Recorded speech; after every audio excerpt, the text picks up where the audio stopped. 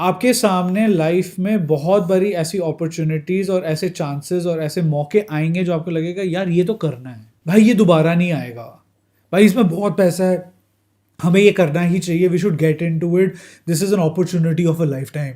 Life बहुत बड़ी है, अगर वो अपॉर्चुनिटी ऑफ लाइफ टाइम में आप घुसे and you screw it up, you screwed for life.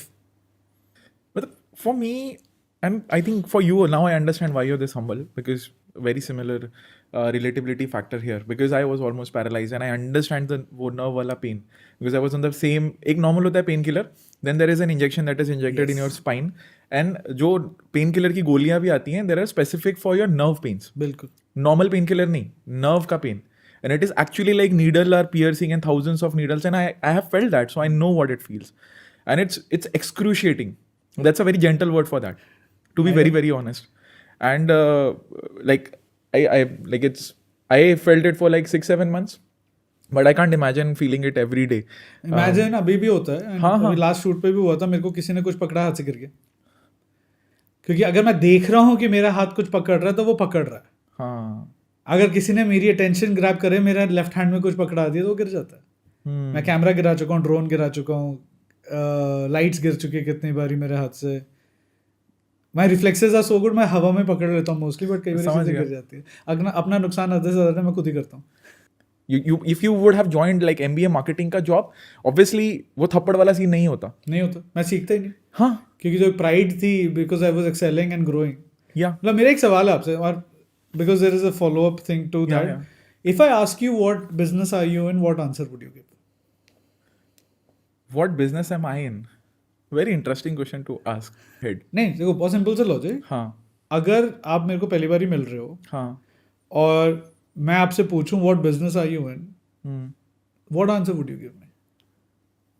I think मेरे दिमाग में एक वर्ड आ रहा है, very immediate top of the mind, story telling. Okay, and if you talk about business point of view, then it would be creation, ओके, right? And the overall why of my life, if I have to summarize it, जो इन चीज़ों को complement करता है, is to enable people to see a better future for themselves. That is the why of my life. Exactly. Everything comes under that umbrella. So Dream with Neeraj is basically मैंने अपने आप को एक chance दिया from surviving a death, and everything I do comes under that why. कि I am somebody who wants to be a beacon of hope for people where they can give just a second chance to themselves. That's it. That's the whole why of my life. If somebody asks me what does Neeraj do, हाँ. you're in the business of creating a legacy, Wow. and you give all the answers yourself. जो आपने बोला ना, you're helping others, you're enabling others through sharing stories, through storytelling, through creation. You know, when we talk about legacy, the biggest thing that people think that legacy is how much money do you leave, how much wealth are you leaving for others, आपने किसको किस मकाम पे पहुंचाया। वो नहीं होता है legacy. Legacy वो होता है आपके वो छोटे छोटे actions जिन्होंने कभी ना कभी किसी ना किसी को affect कर रहे थे, for them to grow. True. So in reality, if I look at Dream with Neeraj, is in the business of Creating a creating a legacy. legacy. Wow. This is gonna stay with me. It is true, because Yeah. if I, coming from what you just said, coming from how your journey has been, and if somebody tomorrow writes a biography about you, or somebody wants to make a film about you, they will not focus on कि paralysis से कैसे बाहर निकला, they will focus on कि इस चीज ने किसको मोटिवेट करा। आपकी तो अपनी सक्सेस स्टोरी है, मगर जो 10,000 लोगों को आपने इफेक्ट करा, जो उनकी सक्सेस स्टोरी है, that is the real success story. चाहे वो किसी भी तरीके से, चाहे वो एक मोटिवेशन हो, चाहे वो एक टेडेक्स टॉक के बाद 10 जनों का माइंडसेट चेंज होना हो, चाहे वो आपके कुछ पॉडकास्ट हो जो कि किसी की लाइफ में उसको मोटिवेट कर रहे हैं to do something bigger, it could be anything. सबसे बड़ी चीज़ जो मेरे साथ हमेशा रेजोनेट कर रही है, there is no such thing that you can't do, it's just that it's not the time and you don't have the skill to do it. Yeah. कोई मेरे को आके कहता है ना, यार I can never direct a film, मैंने कहा it's not that you can't direct a film, it's just that you have not got an opportunity to do it. कोई मेरे को आके कहता है I can't shoot, I can't edit, मैंने कहा it's not that you can't do it, it's just that you don't have the skill to do it.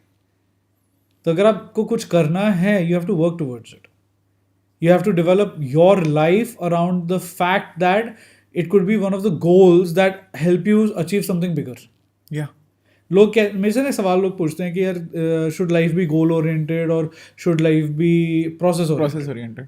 It is process. Goals तो आपके बदलते रहते हैं, प्रोसेस ही आपको सिखाता है. Yeah. मतलब मैं एक बुक पे काम कर रहा हूँ, the mistakes I made in film, right. अभी नाम टाइटली वर्किंग टाइटल है, Yeah, yeah, but yeah. The whole idea is to tell people कि भैया ये भी गलती हो सकती है. अपने दोस्त को कास्ट करके उससे कॉन्ट्रैक्ट नहीं साइन कराना गलती हो सकती है. ठीक है. कोई सामने से पैसा दे रहा है और आप अंधाधुंध घुस रहे हो ये सोच के कि भैया पैसा मिल रहा है, कैमरा चलाना आता है, फिल्म बन जाएगी, ये सबसे बड़ी गलती हो सकती है. Right. So not everything is an opportunity, not everything is a profit और not everything is a learning. Sometimes you have to step back. सबसे बड़ी गलती जो मैंने सीखी अपनी लाइफ में, for the longest time and for the longest years of my life, and this I learned only last year, is that you need to learn to say no. I agree. Not everything is worth getting into. It could mean a lot of money, it could mean a lot of profit, it could mean something that looks very very aspirational. मगर हो सकता है कि आप उस चीज के लिए रेडी नहीं हो. तो अपने आप को मना करना सीखो. जिस दिन आप अपने आप को मना करना सीख जाओगे ना कि क्षितिज तू रेडी नहीं है ये करने के लिए, हाथ मत डाल, आप गलतियां करनी बंद कर दोगे. एटलीस्ट बेवकूफियां करनी बंद कर दोगे. I think the message that you're trying to give here is the opportunity cost. More than opportunity cost. He opportunity cost तब होती है जब आप ए और बी को कंपेयर करते हो. ठीक है. If you're picking a, there is an B option also available which is could be an opportunity cost.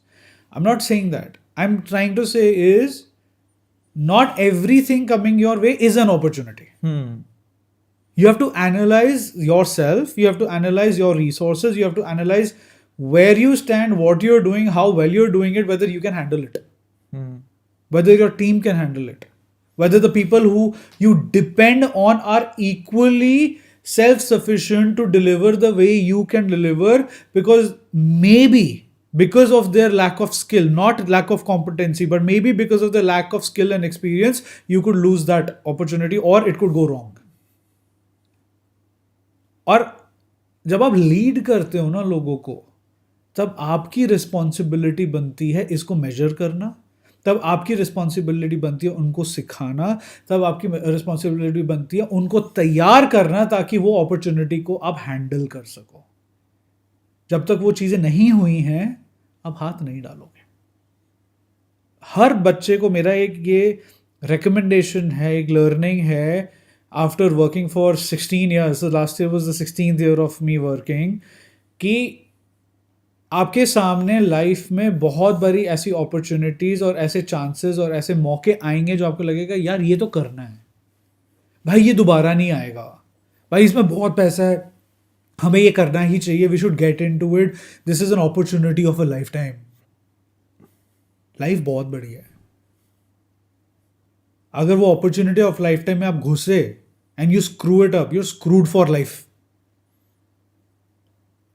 Not everybody has the power to come back. Not everybody has the power to lose an X amount of money and still say यार recover कर लूंगा एक साल में.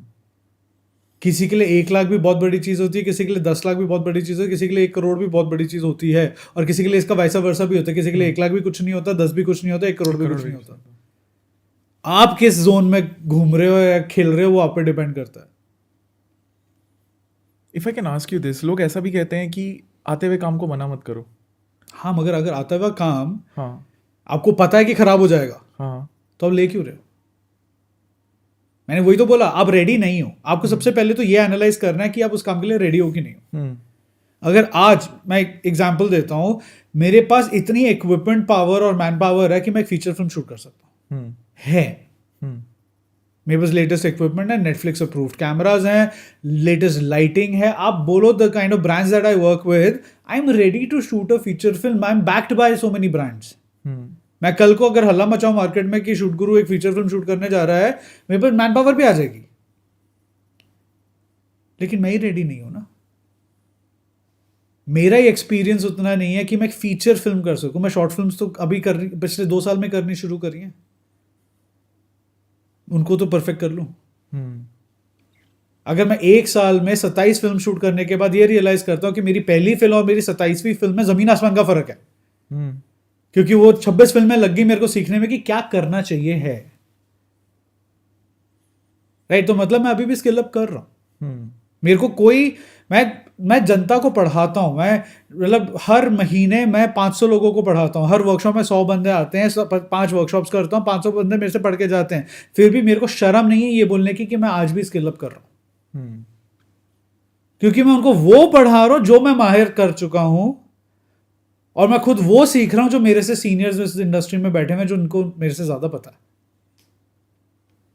Thank you so much इस clip को end तक देखने के लिए. अगर आपको ऐसी ही interesting and value adding clips देखनी है then dream with Neeraj clips को सब्सक्राइब कर लीजिए. Until then keep dreaming. I will see you in the next one.